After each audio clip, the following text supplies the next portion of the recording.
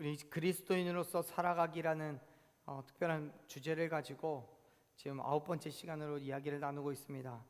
오늘 그리스도인으로 살아갑시다라는 제목을 가지고 말씀을 나눌 텐데요.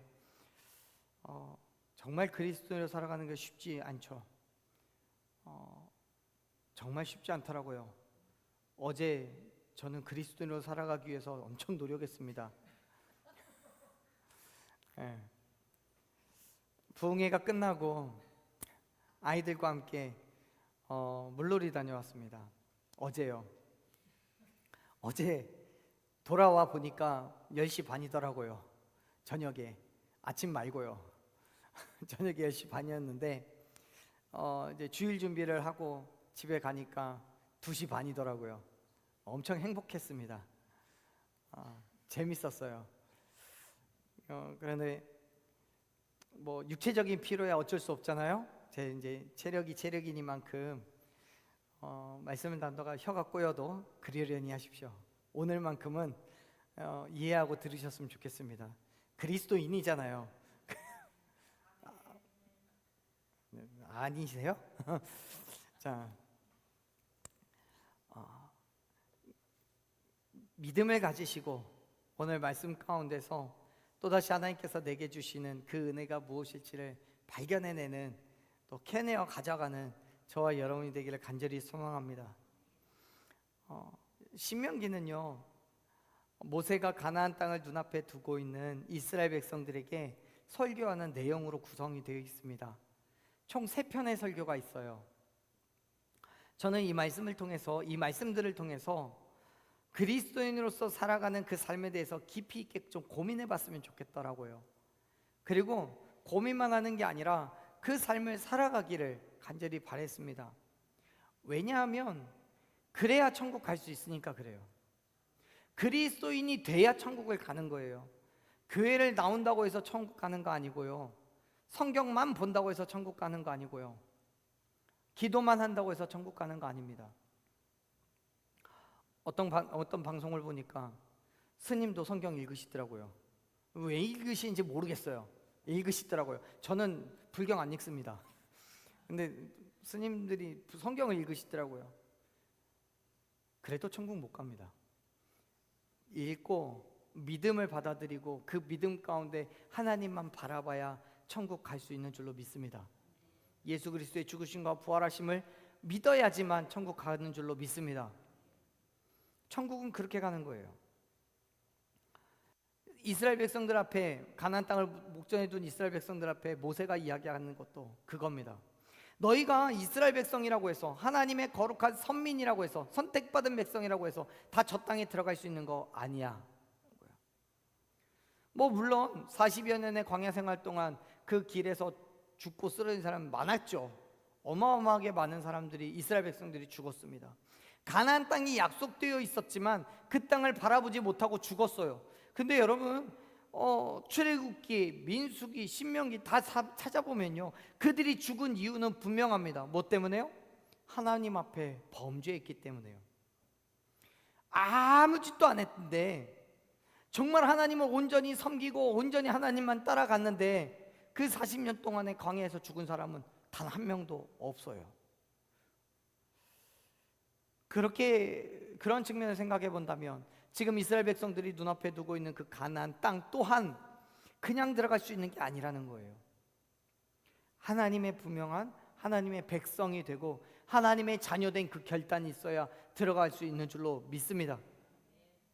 우리도 마찬가지예요. 우리가 진정한 의미에서 그리스도인이 되었을 때, 그때야 비로소 우리에게 천국의 소망이 주어지는 거예요. 천국에 우리의 땅이 주어지는 거예요. 그렇기 때문에 사랑하는 여러분, 그리스도인으로 살아가시기를 간절히 축원합니다. 비록 그 삶이 힘들고 어렵고 지치고 쓰러지더라도요, 정말 두 눈 부릅뜨고 예수 그리스도의 죽으심과 부활하심을 믿으며 온전한 그 믿음의 삶으로 결단하고 살아가야 될 줄로 믿습니다. 하늘의 상급을 기대하며 담대하게 그리스도인 된 삶을 결단하고 살아가는 저와 여러분이 되기를 간절히 축원합니다. 아멘. 말씀드린 것처럼 신명기는 3편의 설교로 구성되어 있는데 오늘 나누는 이 27장부터가 모세의 세 번째 설교에 해당합니다. 그런데 흥미로운 것은요, 모세의 두 번째 설교는 애초에 시내산에서부터 하나님께 받았던 그 율법을 다시 가르치기 위한 목적으로 설교했어요. 기억나게 하고 깨닫게 하기 위해서요. 그런데 이 세 번째 설교에서부터는 이제 가나안 땅에 들어가 살게 될 때에 이스라엘 백성들이 하나님의 백성이기 때문에 지켜 행해야 될 것을 선포하고 있는 내용으로 구성이 되어 있어요. 어떤 면으로 보면 두 번째 설교와 세 번째 설교는 큰 맥락 안에서 차이는 없습니다. 왜요? 하나님께서 가르쳐 주신 것, 그걸 깨닫게 하는 게 두 번째고, 깨달은 그것을 이제 살아내라고 이야기하는 게 세 번째 설교거든요. 그런데 세세하게 살펴보면 차이가 보여요. 무슨 말이냐면, 두 번째 설교는 이스라엘 백성들이 40년의 광야 생활 동안 잊혀졌던 하나님의 백성으로서의 자세를 재교육하고, 결국 이스라엘 백성인 하나님의 선택을 받은 선민이기 때문에 하나님의 명령을 지켜 행해야 하는 것이라고 설명하고 있어요. 그래서 그 안에는, 이 두 번째 설교 안에는 우상 숭배, 또 음식에 대한 규례, 절기 지키는 것, 11조 하는 것, 제사하는 것, 여러 가지 법과 규례들에 대해서 기록하고 있어요. 반면 27장부터 시작하는 세 번째 설교는 이스라엘 백성들이 가나안 땅에 들어가 살아갈 때 26장에서 이야기한 그 모든 것들을 지켜 행하라는 것부터 얘기해요. 그 믿음의 행함을 설명하는 거예요. 다시 말해서 지금 이 시점에서 27장이 기록되어 있는 그 시점에서 행해야 될 그 일들이라기보다는 앞으로 가나안 땅에 들어가서 자리를 잡고 거주하는 동안에 지켜 행해야 할 믿음의 행함을 선포하고 있는 거예요.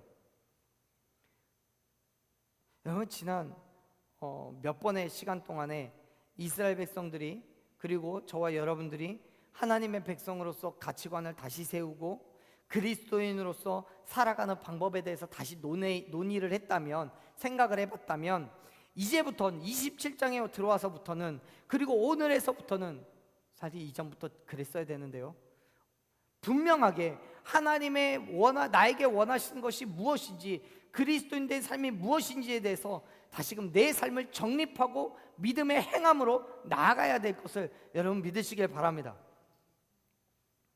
그 이야기를 하고 있는 거예요. 그 결단의 시작으로 모세는 27장에서 가장 먼저 이런 얘기를 먼저 해요. 한번 읽어봅시다. 1절 말씀 같이 읽습니다. 모세와 이스라엘 장로들이 내가 오늘 너희에게 명령하는 이 명령을, 아멘.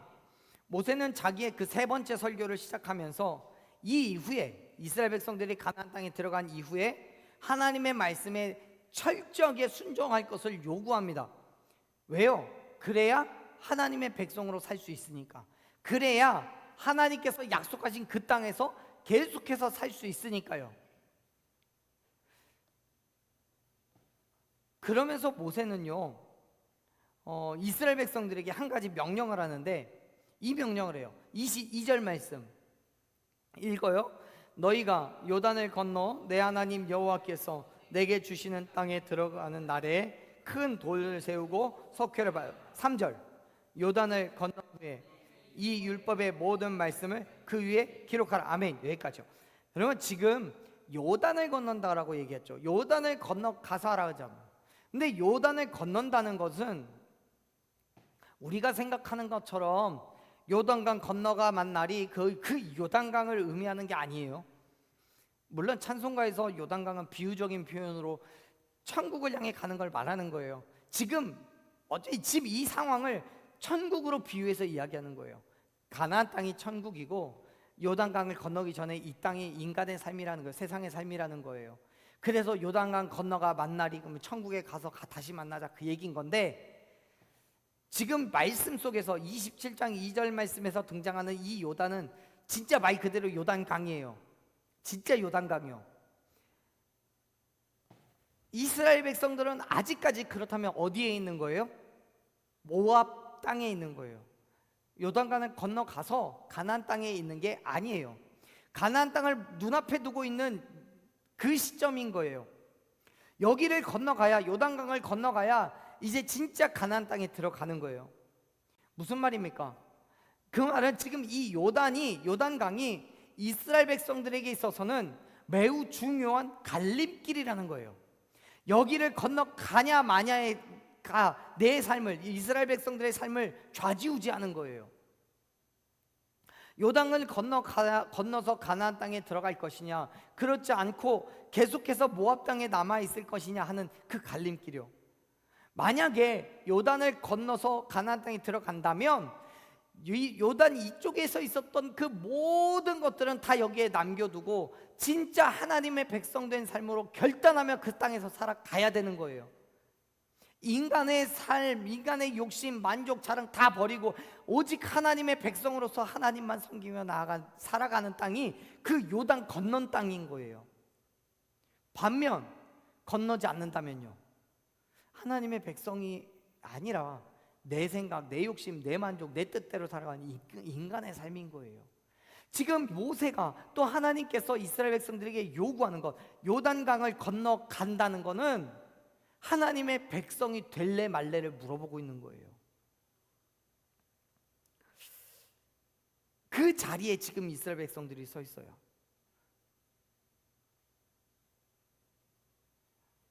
그리고 그 믿음으로 내가 하나님의 백성이라는 믿음을 가지고 요단을 건너갔을 때 그 안에서 해야 할 일에 대해서 지금 모세는 이야기해주고 있는 거죠. 이스라엘 백성들이 40년의 광야 생활을 끝내고 가나안 땅에 들어갔을 때 하나님께서 말씀하신 명령을 다 지켜 행하는 것, 그것이 정말 하나님이 원하시는 그 일이었단 말이에요. 그래서 하나님께서 출애굽 1세대들과 맺은 그 약속을 2세대, 3세대들에게도 동일하게 이루시겠다라고 약속을 하셔요. 뭐라고 얘기하시냐면 이렇게 얘기해요. 그 3절 우리가 읽었던 그 뒤에 말씀을 좀 더 읽어볼게요. 그 위에 기록하라. 그리하면 내 하나님 여호와께서 내게 주신 땅 곧 젖과 꿀이 흐르는 땅에 내가 들어가기를 내 조상들의 하나님 여호와께서 내게 말씀하신 대로 하리라. 아멘. 그렇잖아요. 이제 요단을 건너간단 말이에요. 건너가면 그 땅에서 하나님께서 명령하신 그 명령대로 살아가래요. 그럼 지금 이 땅에서는, 물론 이 땅에서도 살아야 되겠지만 이 땅에서는 그렇지 않아도 뭐 어쩔 수 없다는 거죠. 다만 하나님 말씀대로 살지 않는다면 약속에 따진 그 땅에는 결코 들어갈 수 없다는 거예요. 사랑하는 여러분, 하나님의 말씀대로 살아간다는 것, 그것은요 단순하게 그 말씀을 들었다 정도로 끝나는 게 아니라 그 말씀을 새기는 겁니다. 그 말씀을 돌판에 새기는 거예요. 우리가 3절에서 이야기하고 있는 것처럼, 말씀하신 것처럼 요단을 건넌 후에 그 모율법의 모든 말씀을 그 위에 기록하라라고 얘기하잖아요. 그거는요 가나안 땅에서 생활하면서 모든 시간들이 하나님의 주권 안에 있다는 것을 내 입술로 선포하겠다는 거예요.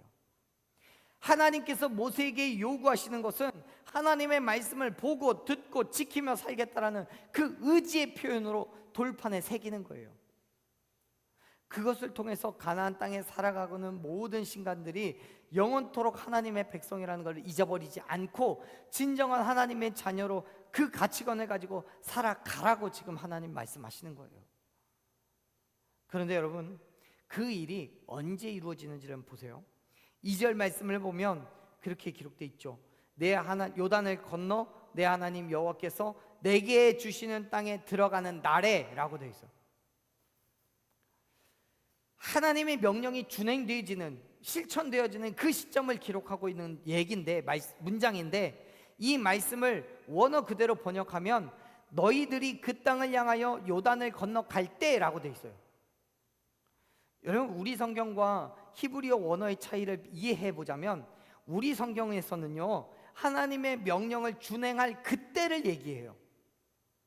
그 땅이 가나안 땅에 들어가는 때라고 기록해 있어요. 그렇다면 가나안 땅을 들어간 이후에 어떤 때라도 그 명령을 지켜야 하는 게 상관없는 거예요. 무슨 말이냐면 오늘 가나안 땅을 요단강을 건너왔어요. 근데 하나님의 명령을 지키는 게 오늘 지켜도 되고 내일 지켜도 되고 모레 지켜도 되고 상관없는 거예요. 가나안 땅에 들어왔을 때 그때니까.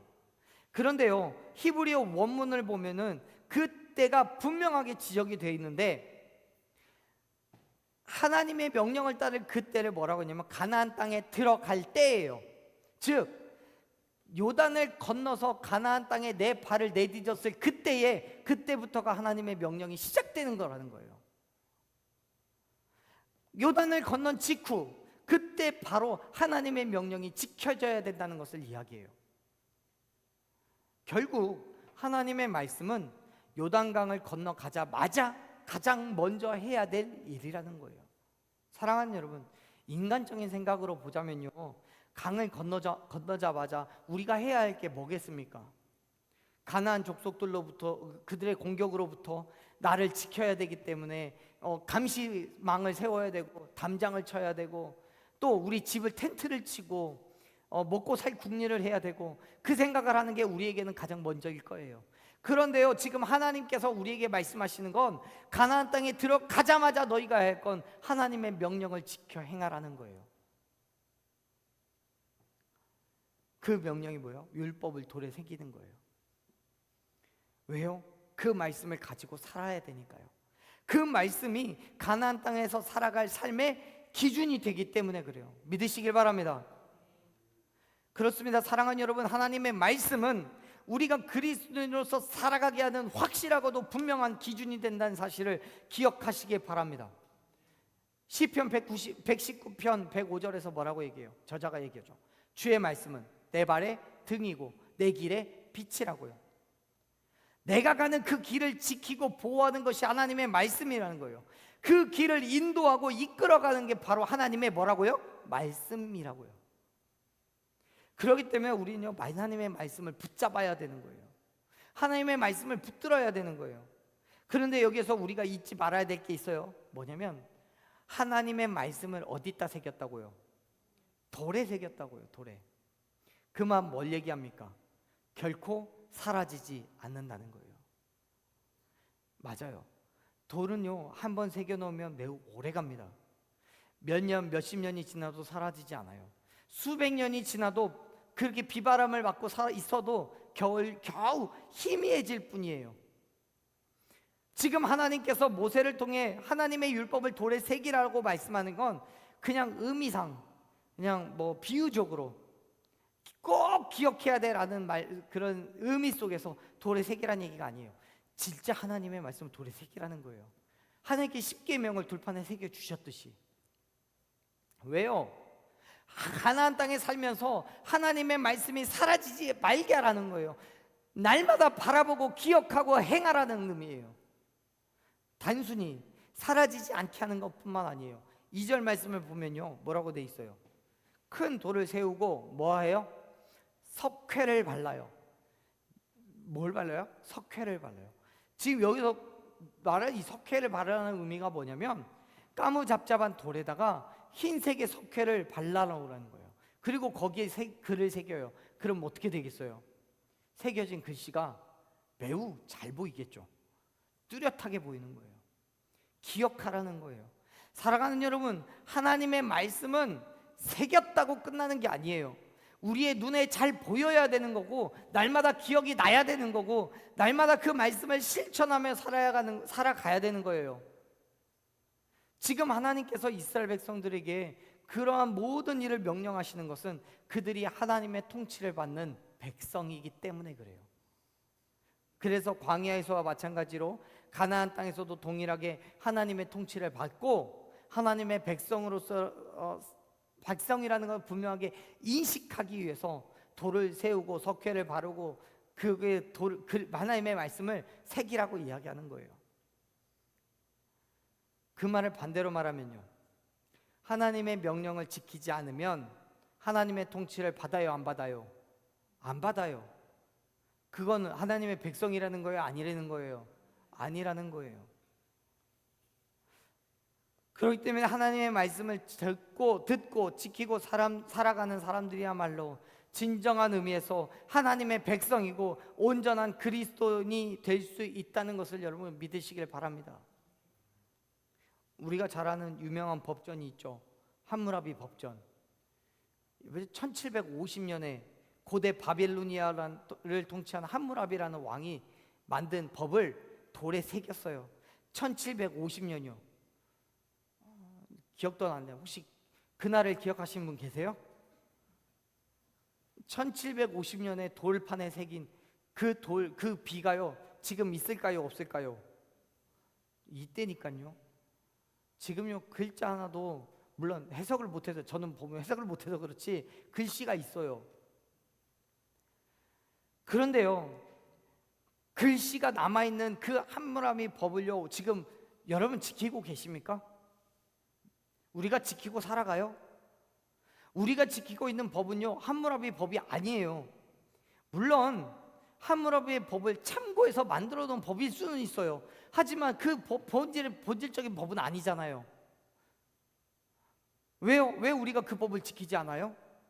우리는 함무라비의 백성이 아니니까요. 그렇습니다. 여러분, 하나님의 법을 새기고 그 법을 지켰을 때 비로소 우리가 하나님의 백성이 되는 거예요.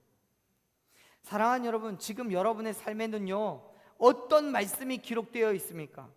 젖과 꿀이 흐르는 그 땅을 목전에 둔 시점에서 하나님께서 우리에게 기록하라고 요구하시는 그 법은 뭡니까?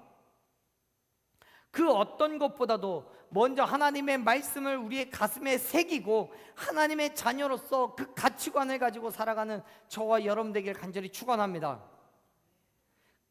진정한 그리스도인으로서 살아가는 것은요, 그렇게 잊혀지지 않는 말씀이 새겨지고 그 말씀으로 살아갈 때 비로소 가능해지는 거예요. 아무리 성경 많이 읽어도요, 가슴에 새기지 않으면, 그 말씀으로 우리가 변화되지 않으면 의미가 없어요. 내 가슴에 새겨진 하나님의 말씀대로의 그 삶을 살아가기를 결단해야 되고, 그 말씀에 순종할 때 저와 여러분이 하나님의 백성이 되고 하나님의 손길이 내 길을 인도하여 주실 줄로 믿으시길 바랍니다. 그게 하나님께서 당신의 백성들에게 베푸시는 은혜인 거예요. 은혜. 그리고 축복이에요. 3절에서도 동일하게 이야기하잖아요. 우리가 그렇게 할 때, 그리하면 어떻게 한다고요? 하나님께서 내게 주신 땅, 젖과 꿀이 흐르는 땅에 네가 들어가기를 내 조상들의 하나님 여호와께서 내게 말씀하신 그대로 하겠다라고 얘기했잖아요. 그렇게 해야 하겠다는 거예요. 하나님께서는 분명하게 우리에게 약속하셨어요. 그리하면 하나님께서 젖과 꿀이 흐르는 땅에 들어가게 하시겠다고요. 여러분, 젖과 꿀이 흐른다는 건 정말 그 땅이 젖과 꿀이 흐르고 있기 때문에 젖과 꿀이 흐른다는 거 아니에요. 오해하지 마세요. 진짜 온 땅에 기근이 오고 멸망이 와도 가나안 땅에만 들어가면 젖과 꿀은 먹고 살겠구나, 그렇게 생각하시면 안 돼요. 오히려 그 땅은요, 황량한 광야와도 같은 땅입니다. 그럼에도 불구하고 그 땅이 젖과 꿀이 흐른다라고 말하고 있는 그 이유는 뭐예요? 하나님의 축복이 있다는 거예요. 하나님의 은혜가 있다는 거예요. 하나님께서 그 땅을 통해서 평안과 위로와 회복을 주시겠다는 거예요. 왜요? 그 땅은 이미 하나님께서 약속하신 땅이에요. 아브라함과 이삭과 야곱에게 약속하신 땅, 이스라엘 백성들의 조상들에게 말씀하신 그대로 주시겠다고 약속하신 땅이에요. 근데 여러분, 그 땅을 언제 주신다고요? 하나님의 말씀 그대로 살아갈 때. 요단을 건너가서 가나안 땅에 들어간 직후에 무엇보다도 먼저 돌을 세우고 석회를 바르고 하나님의 말씀을 기록했어요. 그때, 사랑하는 여러분, 우리가 하나님의 축복을 누리기 위해서, 아니 그 축복의 시작으로 예수님을 믿기로 결단했을 때에 분명히 하나님의 말씀을 새기는 그 행함이 저와 여러분에게 있어야 될 줄로 믿습니다. 그런 거예요. 내가 예수님을 믿기로 결단했다는 건 요단을 건너갔다는 거예요. 예수님을 믿기 전에는 요단을 건너기 전에 모압 평지에 있는 때예요. 그때 하나님께서는 이미 우리를 선택하셨고 우리를 부르시고 계신다고요. 그래서 우리가 예수님을 믿기로 결단하면서 요단을 건넜어요. 그러면 그 이후엔 뭐 해야 된다고요? 내가 하나님의 백성이 되었기 때문에 예수 그리스도의 죽으심과 부활하심을 믿기 때문에 그 믿음으로 하나님의 말씀을 내게 새기고 그 믿음의 삶을 살아가야 한다는 거예요. 이해가 되세요? 여러분, 어떤 힘듦과 어려움이 있어도요, 아픔과 괴로움이 있어도요, 그리스도인 된 그 자리를 포기하지 마십시오. 하나님의 말씀을 읽고 듣고 묵상하며 그 말씀 그대로를 살아가는 그 담대한 믿음이 저와 여러분에게 있기를 간절히 축원합니다. 하나님의 말씀이 내게 새겨져 있기 때문에 지워지고 희미해지지 않기 때문에 지치고 쓰러지지 않고 끝까지 그리스도인 된 삶을 살아가는 거예요. 그 믿음의 삶에서 하나님은요, 가나안 땅에서 이스라엘 백성들에게 주셨던 것과 같은 은혜와 축복을 넘치도록 부어 주실 줄로 믿습니다. 저와 여러분의 마음에, 심령에 말씀이 깊게 새겨져서 흔들림이 없는 완전한 믿음의 삶이 되기를 간절히 축원합니다. 모세의 선포가요, 여기서 끝나는 게 아니에요. 돌을 세우고 말씀을 새긴 이후에 모세는 또 다른 걸 요구해요. 좀 길게 읽어볼게요. 5절부터 8절까지 우리 같이 읽습니다. 또 거기서 내 하나님 여호와를 위하여 쇠 연장을 대지 말지니라. 너는 다듬지 않은 돌로 내 하나님 여호와의 제단을 쌓고 그 위에 내 하나님 여호와께 번제를 드릴 것이며 또 화목제를 드리고 거기에서 먹으며 내 하나님 여호와 앞에서 즐거워하라. 너는 이 율법의 모든 말씀을 그 돌들 위에 분명하고 정확하게 기록할지니라. 아멘. 모세가 하나님을 위하여서 그 돌을 세우고 말씀을 새기라고 얘기한 이후에 제단에 대해 얘기해요. 제단에 돌을 쌓고 그 위에서 번제와 화목제를 드리라고요. 지금 이 이야기를 우리 식대로 표현하면 뭐 하라는 거예요? 네? 지금 뭐 하라는 거예요? 지금 따지는 건 아니에요. 뭐 하라고 하는 거냐면 예배하라는 거예요. 예배요. 그런데 예배가 지금 오늘 이 시간에 이렇게 드리는 이 예배도 물론 예배이지만 내 삶 속에서 끊임없이 하나님의 말씀을 묵상하고 그 말씀대로 살아가며 하나님께 영광 돌리는 그 삶이 바로 예배인 줄로 믿습니다. 산 제물로 드리는 내 삶이 되어야 된다는 거예요. 그 예배를 통해서 하나님과의 언약의 관계를 계속해서 유지해 갈 수 있기 때문에 그 예배가 우리에겐 중요한 거예요. 모세가 가나안 땅에 들어가기를 준비하는 출애굽 2세대 3세대들에게 그러한 의미에서 제사를 명령하는 건 전혀 이상하지 않아요. 어쩌면 당연한 거예요. 정말 중요한 거는 모세가 제사를 언급하는 시점에 돌에 말씀을 새긴 그 직후라는 거예요. 그 순서상에 돌에 말씀을 새기고 제사를 명령하고 있지만 우리 기록되어 있는 순서상에 사실은 이 두 가지는 우열을 가릴 수 없는 우선순위가 없는 거예요. 동시에 진행되는 거예요. 무슨 말이냐면 하나님의 말씀을 가지고 우리는 예배하는 거고요, 하나님의 말씀을 가지고 믿음의 삶을 살아가는 거예요. 예배할 때에도 하나님의 말씀이 있어야 예배가 되는 거예요. 그러한 측면에서 27장의 1절부터 8절까지는 거의 동시에 주어지는 명령인 거예요. 사랑하는 여러분, 모세가 이스라엘 백성들에게 제사를 요구하는 이유가 뭡니까? 제사할 줄 몰라서가 아니고요, 또 제사의 의미를 몰라서도 아니에요. 하나님을 경외하며 예배하는 것이 그 무엇보다도 중요하기 때문에 그래요. 하나님의 말씀이 내게 새겨져 있고 그 말씀을 붙들고 살아가고 있는 이 시점에서 하나님을 예배하는 그 삶이야말로 하나님께서 저와 여러분에게 분명하게 요구하시고 바라시는 일이라는 것을 여러분 기억하시길 바랍니다. 그런데 가나안 땅에 들어가는 이 시점에서 이 제사가 왜 중요한지에 대해서 한번 생각해 보세요. 지금 이스라엘 백성들은 40여 년의 광야 생활을 마무리하고 하나님의 은혜와 축복을 누리게 해서 가나안 땅에 들어가려고 해요. 그동안의 힘듦과 괴로움에 대한 보상을 받듯이 이제는 회복과 위로와 평안이 넘치게 될 것을 기대해요. 그러한 상황의 대부분의 경우 하나님께서 주신 것을 망각하고 그거를 누리기에 바빠요. 맞죠? 그게 인간의 연약함이에요. 생각해 봅시다. 상상해 보게요. 내가 하나님께 복권이 당첨되기를 기도하고 복권을 샀어요. 하나님께서 은혜와 축복을 주셔서 복권이 당첨이 됐네. 1등이 됐어요. 뭐 아니겠지만 1억 됐다고 해봅시다. 저에게는 엄청 큰 돈이거든요. 1억이 됐어요. 그러면 그걸 통해서 내가 뭘 해야 되겠어요? 가장 먼저 내가 해야 할 일이 뭐예요? 하나님께 영광 돌리고 11조도 떼놓고 감사헌금도 하고 그렇게 하는 게 맞는 거잖아요. 그런데요, 그 돈을 들고 어찌할 줄 몰라 기뻐하고 즐거워하고 온 동네방네 전화해가 전화하면 안 되죠. 뺏길지 모르니까 저희가 뭐 일기장에 써놓고 혼자 산에 올라가서 막 소리 지르고 내 인간적인 즐거움과 인간적인 만족을 누리려고 하는 게 인간의 어쩌면 연약한 본성인 거예요. 그래서 사랑하는 여러분, 하나님께서 원하시는 건 그게 아니잖아요. 우리에게 은혜를 주신 게 있고 복을 주신 게 있다면 그것을 우리에게 뭘 하라는 거예요? 하나님께 감사와 영광과 찬송을 드려야 되는 거예요.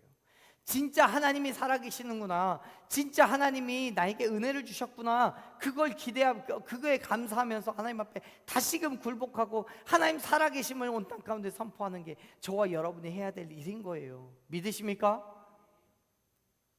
그렇기 때문에 하나님께서 우리에게 뭘 요구하시는 거예요? 예배를 요구하시는 거예요. 이렇게 말씀하시는 거예요. 지금 너희들이 어떻게 해서 이 땅에 들어가게 됐는지를 기억해. 잊지 마. 그 모든 것은 내가 준 거야. 니네가 잘나서 들어온 게 아니야. 내가 애굽에서 너희들 나오게 했고 40여 년의 광야 생활 동안에서도 내가 지키고 보호했잖아. 내가 젖과 꿀이 흐르는 땅을 너에게 주겠다 약속했고 그 약속을 지금 지켰잖아. 그렇다면 나를 끝까지 바라봐. 나를 끝까지 순종하고 나를 끝까지 따라와야 되는 거야. 사랑하는 여러분, 하나님의 축복이 넘치는 가나안 땅에서 모든 일의 풍요와 평안함 속에서 하나님을 잊지 않고 기억하기 위해서는 예배가 필요했습니다. 그렇기 때문에 하나님께서는 이스라엘 백성들에게 제단을 쌓고 번제와 화목제를 드리라고 명령하는 거예요. 그것도 단 한 번이 아니라 그 땅에 살아가는 동안에서 계속돼서 힘들고 괴로움을 위로하고 그 이후의 삶을 축복하시기 위해서 하나님 앞에서 즐거워하라고 말씀하시는 거예요. 사랑하는 여러분, 하나님께 예배한다는 건 다른 한편으로는 하나님의 백성이라는 의미이고 그것은 하나님의 축복을 누릴 자격이 있다는 거예요. 오해하지 마세요. 우리가 축복을 누리기 위해서 예배하는 게 아니에요. 예배는 온전히 하나님을 향한 것이에요. 그렇기 때문에 축복을 받았기 때문에 예배하는 거예요. 우리가 하나님을 예배할 때 그 예배 가운데 하나님 주시는 선물은 있어요. 그 선물이 은혜예요. 은혜. 우리를 자녀 삼아 주시는 은혜, 또 우리에게 부어주시는 삶의 축복들이에요. 그것을 받기 위해서 조건적으로 예배를 하는 게 아니라 그것이 내게 주어졌기 때문에 감사와 영광과 찬송을 드리며 하는 게 예배인 거예요. 사랑하는 여러분, 모세가 가나안 땅에 들어가는 이 시점에서 선포하는 게 그거예요. 그 땅에서 계속 살고 싶다면, 계속해서 하나님의 축복을 누리는 그 은혜 아래 있고 싶다면 하나님의 말씀을 새기고 오직 하나님께만 제사하는 그 믿음의 태도를 가지라고요. 사랑하는 여러분, 이제 다시 그리스도인 된 삶으로 살아가기를 결단합시다. 하나님의 말씀을 우리 가슴에 새기고 그 말씀에 순종하며 온전한 그리스도인으로 살아가십시오. 물론 세상은 그러한 우리를 가만두지 않겠지만 그럼에도 불구하고 세상의 유혹과 시험 속에서도 끝까지 포기하지 않고 하나님의 말씀을 붙드는 저와 여러분 되기를 간절히 축원합니다. 하나님께서 약속하신 대로 저와 여러분에게 젖과 꿀이 흐르는 그 땅을 허락해 주시고 감사와 영광을 돌리는 축복을 경험하게 되실 줄로 믿습니다. 그 믿음으로 다시 하나님의 거룩한 백성 된 삶을 결단하고 말씀에 순종하는 저와 여러분이 되기를 간절히 축원합니다. 아멘. 아멘. 우리 함께 찬양합시다. 사랑하는 여러분, 그리스도인으로 살아간다는 건요 쉬운 일 아니에요.